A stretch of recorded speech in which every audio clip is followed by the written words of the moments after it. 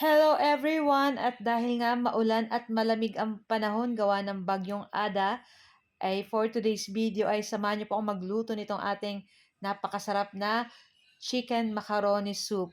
So papartneran din natin yan ng ating natira pang lumpiang Shanghai.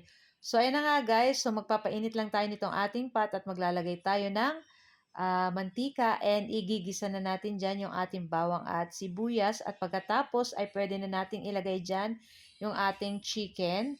So chicken lang yung ilalagay natin dyan, hindi na kami gagamit ng hot dogs. Pero kung gusto nyo gumamit ng hot dogs, pwede naman po. So naglagay na ako dyan ng pampalasa ng pamintang durog, saka ng asin. So mamaya maglalagay tayo dyan ng chicken cube. Para lang may lasa na yung ating chicken, kaya nilagyan ko na ng pamintang durog at ng asin. And then halu-haluin lang po natin iyan. Sangkotsahin natin yung ating chicken. And then maglagay na tayo ng mga 1 litrong tubig. And pag kumulo na guys, ayan, maglagay na tayo ng 1 chicken cube. And then syempre, ilalagay na rin po natin dyan yung ating macaroni pasta. Ayan, siguro mga 1/4 lang po iyan or kalahating kilo. Ay, tingin ko 1/4 lang po yan. Konti lang naman yan eh.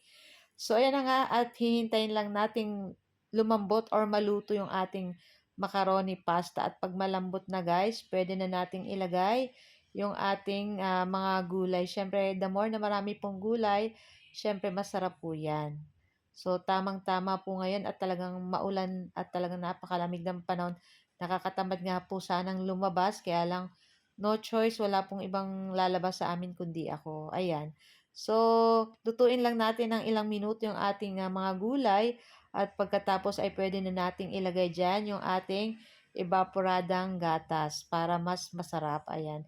Siyempre, pag marami pong gatas, mas masarap. Ayan.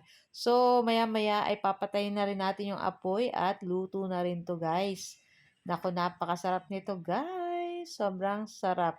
And after nito guys, ayan, set aside na muna natin iyan at mag-ready na tayo ng ating kawali at maglagay na tayo ng mantika at painitin at pag mainit na, pwede na nating ilagay dyan yung ating lumpiang Shanghai. So, kung makikita nyo guys, marami tayong nagawa kahapon na lumpiang Shanghai. So, ito yung ating madaling maluto. Ayan. So, perfect po dun sa ating chicken macaroni soup.